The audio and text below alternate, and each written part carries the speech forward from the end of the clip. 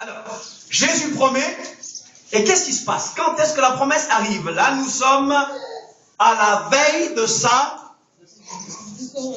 Non, veille de sa crucifixion. On est dans la chambre haute. Dans Jean, on est dans la crucifixion. D'accord? Dans Jean. Dans Jean, on est la veille de la crucifixion, qui a eu lieu un mercredi.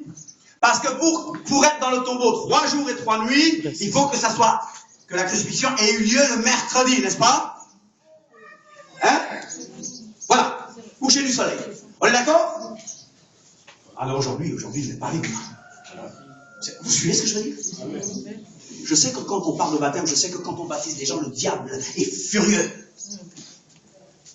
Mais il sait de quel bois je me chauffe. Je fais exprès de parler comme ça. Amen. Amen. Il sait que je suis indestructible. Dites-lui, je suis indestructible. Tu ne pourras pas me troubler, Satan. Tu ne pourras pas me troubler. Vous êtes là? Amen. La crucifixion a eu lieu un mercredi. D'ailleurs, ceux qui écrivent contre nous ont dit, vous voyez, la Bible a plein de contradictions. La Bible dit que Jésus est mort vendredi et qu'il est ressuscité un dimanche. Déjà, est-ce que la Bible dit qu'il est mort en vendredi? Aussi, il est mort en vendredi parce que on parle du Shabbat. Le lendemain du vendredi, c'est le Shabbat. Le problème, vous ne savez pas qu'il s'agissait de la fête de Pâques et que la fête de Pâques est aussi un Shabbat. N'est-ce pas? Il ne s'agissait pas du Shabbat hebdomadaire, mais du Shabbat pascal. Donc, jeudi, c'était quoi? Le Shabbat, puis le vendredi, le Shabbat hebdomadaire. D'accord? On est d'accord? Vous comprenez ce que je veux dire? Oui. Il y a eu le Shabbat. Bon, plus que ça, je suis allé. Il y avait le Shabbat de Pâques, le Shabbat pascal. Amen? C'est un Shabbat, c'est un jour de repos. C'est un jour chômé. Vous suivez ce que je veux dire? Non? Amen. Le Shabbat de Pâques, c'est-à-dire le jour de Pâques, de la Pâque de l'Éternel, c'est un jour chômé en Israël. Chômé en Terre Sainte. D'accord? On est d'accord? Donc c'est un Shabbat, un jour de repos. Vous me suivez? Donc ils ne savent pas de quoi ils parlent. Ils disent, voilà, la Bible se contredit parce que 3 jours et 3 nuits de vendredi à dimanche, c'est pas bon. Mais Jésus est mort le vendredi, il ressuscite à la fin du Shabbat. On est d'accord? On est tous d'accord? On est d'accord? Mercredi, il ressuscite à la fin du Shabbat suivant, du Shabbat hebdomadaire. D'accord? Donc samedi, après le coucher du soleil. On est d'accord? Il commence le premier jour de la semaine. Vous saviez? Non, le premier jour de la semaine commence le samedi au coucher du soleil. Amen. Il fait chaud aujourd'hui, donc j'ai l'impression que vous êtes loin. Mais je recommence. La veille de sa crucifixion, il prédit encore quelque chose et on va voir la réalisation. On va dans Acte 2. Dans Acte 2. Acte 2, verset 1. Je saute des versets, je donne des versets. Parce que pourquoi est-ce qu'on se fait baptiser? Pourquoi est-ce qu'on se fait baptiser? Amen. Le jour de la Pentecôte, je ne lis pas tout, parce que je n'ai pas le temps, mais le jour de la Pentecôte, qu'est-ce qui va se passer? Donc nous étions à la veille de la crucifixion, et la Pentecôte va venir, combien de temps après? 50 jours après la Pâque. On est, disons, on est 50 jours après la Pâque de l'Éternel, d'accord? Il prédit avant sa crucifixion, il passe 3 jours et 3 nuits dans le tombeau, et après vient quoi? La Pentecôte, 50 jours après. On est d'accord? Vous dormez aujourd'hui. C'est pas normal que vous dormez. Ils étaient tous ensemble dans le même lieu. Qu'est-ce qui s'est passé tout à coup? Il vient du ciel, etc., etc. Verset 4. Qu'est-ce qui s'est passé? Ils furent tous remplis du Saint-Esprit et ils se mirent à parler en d'autres langues. Ils se mettent à parler en d'autres langues, des langues inconnues. Ou plutôt des langues que les gens vont comprendre. Parce que qu'est-ce qui se passe? Quand les gens les entendent parler, il y avait des Juifs, c'était une fête de pèlerinage. Ça fait partie des 3 fêtes de pèlerinage, la Pâque. Donc plein de Juifs étaient à Jérusalem. Et qu'est-ce qui se passe? J'ai visité la chambre haute. Et si c'est vraiment là-bas, j'ai visité le Cénacle. Si c'est vraiment là-bas, il y avait plein de gens tout autour de ce lieu, venus de partout. Et ils les entendaient parler dans leur propre langue. Et le verset 12, la fin du verset 12 me dit, que veut dire ceci? Que veut dire ceci? Qu'est-ce que le Saint-Esprit venait faire? Demeurer éternellement avec vous.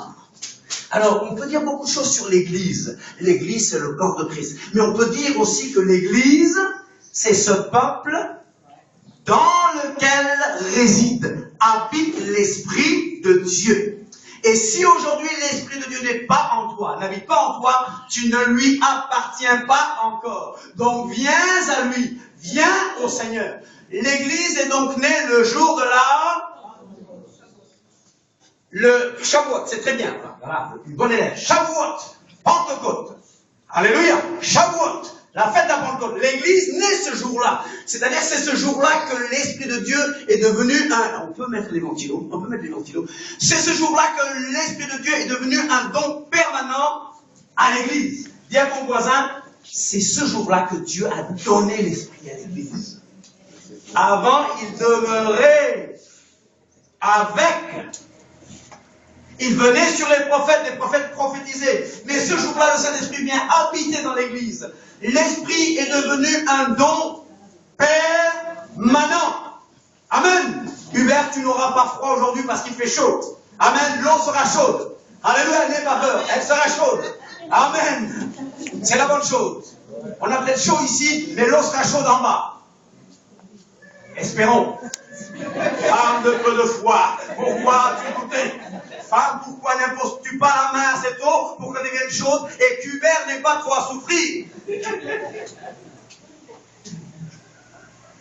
Mais je reviens à la Pentecôte. Ce jour-là, l'Esprit a été donné comme un don permanent à l'Église, et l'Église de Yeshua, la Keïla de Yeshua, l'Église de Yeshua est née. Alléluia. Mais que veut dire ceci? Que veut dire ceci? Alors, qu'est-ce qui se passe? Certains ont dit quoi? Ils sont pleins de vin doux.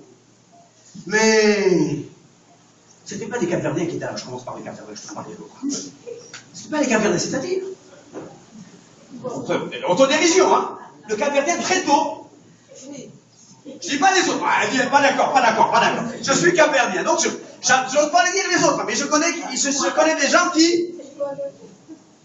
Mais on leur dit, il n'est que 9h du matin. Les Juifs ne sont pas sourds à 9h du matin. Mais je connais d'autres peuples qui... Moi, je ne dis plus rien. Qui à cette heure? Et il paraît que même les Arabes, c'est pareil. Il paraît que les Marocains à 7h du matin, ça y est. Je parlais de là. Mais c'est rien dit. Bon, les Burundais aussi. On rit de nous-mêmes là, ok. On y va. Ils ne sont pas sourds. Mais voilà ce que le prophète avait dit dans les derniers jours. Alléluia. Je répandrai de mon esprit sur toute chair. Oui, sur mes serviteurs et sur mes servantes. Oui, c'est le Saint-Esprit qui est descendu. Le Saint-Esprit est rentré dans l'Église. Mais je vais plus loin parce que je n'ai pas de temps. Je vais au verset 22. Parce qu'aujourd'hui, on a baptême. Et le thème, c'est tous les prophètes rendent témoignage de lui. Voilà donc ce jour de la Pentecôte.